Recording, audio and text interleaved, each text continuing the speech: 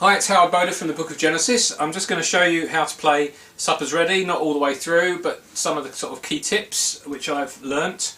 Obviously playing in a Genesis tribute band, you're trying to get this sort of authentic sounds and everything. So I've picked up some good tips. Here's the beginning. You've got the Yamaha 12-string guitar I use here. You can use any kind of 12-string guitar with a decent sound. I use the sort of traditional pickup add-on here, you can see down here, and I do that because that's probably how Tony would have done it back in 1972. Tony gets the easy parts, mostly straightforward chords. There's a few sustained chords. First chord is an A minor with an F sharp.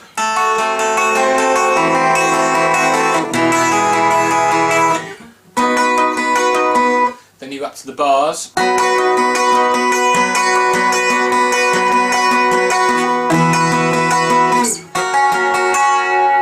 Mostly bars. I think Tony would have done it that way. When you say the word, when the words "hasn't it" has been said, it's been a long time, hasn't it? That's when I generally put my guitar down. When the keyboards come in, Tony uses the pianette sound, and I use the pianette on the Hammond because it comes with the Hammond XK1 is what I'm using now. Has a nice swell effect. You can use, and it has a nice sound, quite realistic. The other, if you've watched my other videos, the other way you can get a pianette quite nicely is to mix the Fender Rhodes sound with the Wurlitzer sound, which comes on a lot of keyboards. You mix the two together with a bit of chorus, and you get something quite similar with a great sound. So you can use one of those two. Sometimes I can do it on the piano. I can sometimes do it on the organ. The time the organ appears is in I Know a Farmer, and I use 30880800 for that. No percussion on the drawbars. And you get a nice sort of sound. I use just the brake Leslie, so you get the ambience of the Leslie speaker. And after you move on to the next section, I would build the organ up a bit. You go into the section 3, Ignaton and Ixarton and his band of merry men.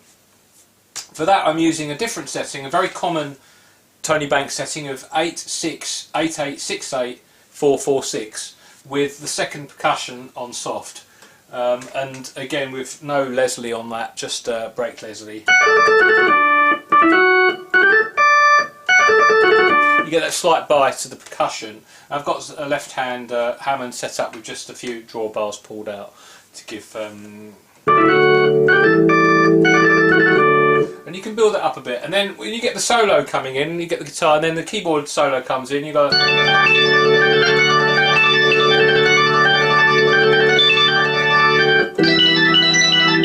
Now how I'm doing that is I switch to third percussion basically.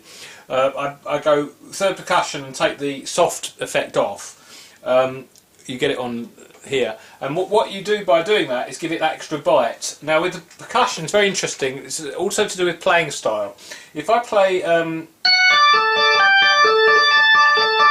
just get that straight. If I play the broken chords like that straight, you don't get the percussion. But if you play it more staccato, you've got that extra bitey sound because the percussion cuts in. But it only cuts in when you play new notes, when you release the note. So by your playing style, you can get a different sound. Then we move on to the track "How Dare I Be So Beautiful." Now for that one, I'm using a drawbar setting of on the right hand of 6-2-4-3-1-3-0-0-0. No percussion, and here I'm using use a bit of Leslie. You could also use the phaser chorus effect, which Tony used, which replaced the Leslie on the later tours. Which has got a nice sound. I use a bit of bass pedals here as well, just to give it a bit more bite. I'm not sure if it's in the original, but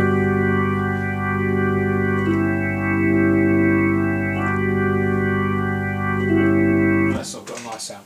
Now, after that, we move into the Willow Farm section, and for that sound I'm using 8-5-8-8-5-8-2-2 with third percussion but on soft.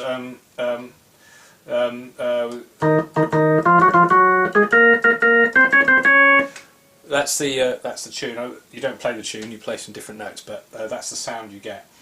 And then after you finish that, you're going to move on to the piano. I use a straight Yamaha piano, digital piano, and I set it to rock piano because I want the feel your body melt, mum to mum to mad to dad to be quite, again, quite bright. So that bit comes in like this. Feel your body melt.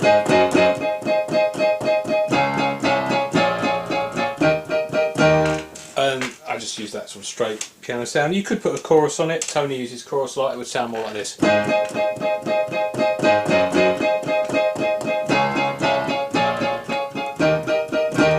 If you wanted to.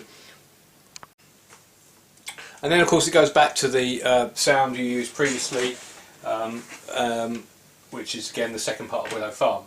Now then you've got this sort of very powerful transition thing, which before it gets into the soft part, and for that I use a 8788652223. What I'm doing there is again holding down some big chords.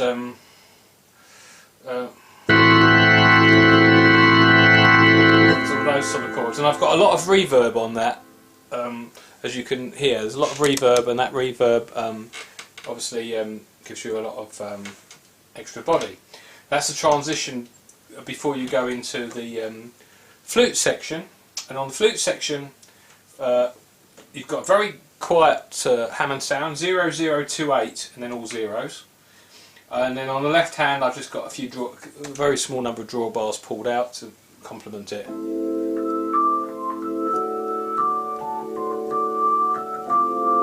That's the bit the flute's playing. I'm not playing that bit. I'm playing something complementary to that.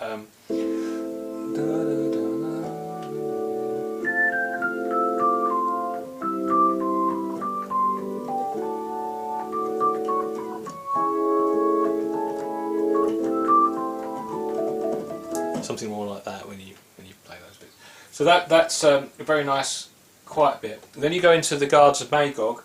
For the Guards of Magog, I'm going back to something similar to the famous drawbar setting Tony uses a lot, the 868868446, but I use 444. I push in the 1 foot bar a little bit for that one, and that gives me the Guards of Magog.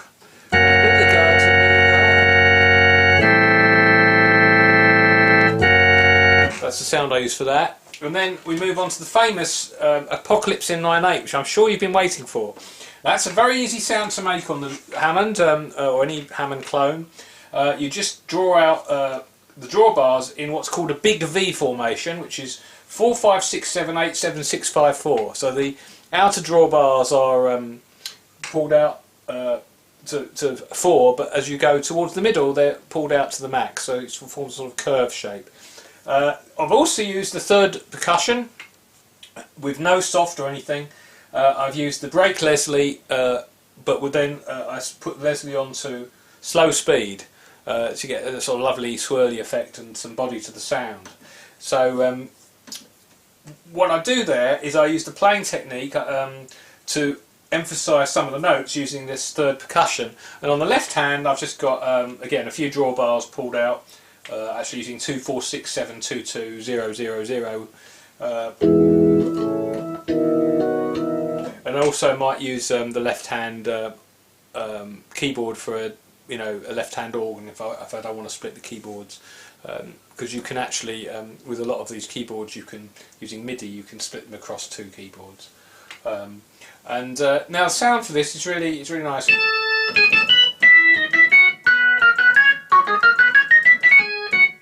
Now by your playing technique you will be able to get this third percussion cutting in and out.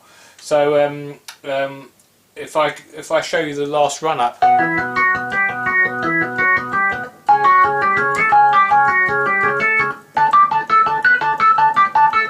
see.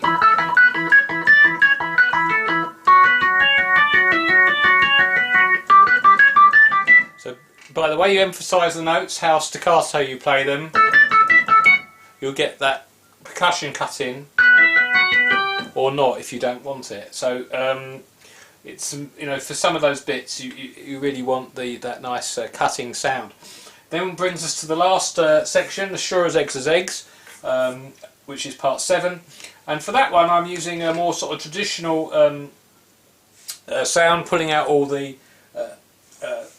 even drawbars that have the clean footages. So I'm using, but with a little bit of mixture as well. I'm using setting 8-2, 8-8, 2-8, 0, 2-8. What that gives me is a sound like this, with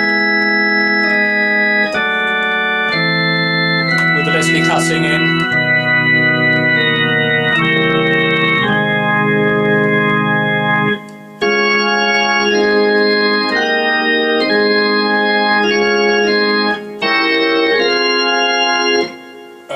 I'm using a lot of reverb there, quite a lot of reverb.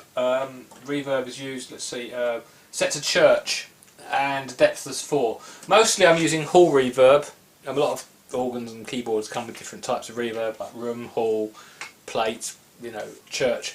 The church one gives you sort of real echoey reverb, and I don't use too much of that, but I use it in a few places.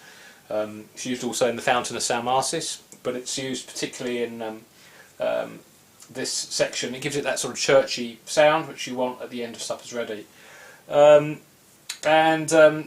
What you'll notice on some of the videos, the way Tony plays is he has a pedal going all the way through at the end, going, which echoes the double neck guitar, which is playing a 12 string at that time, playing that same notes, the D and G.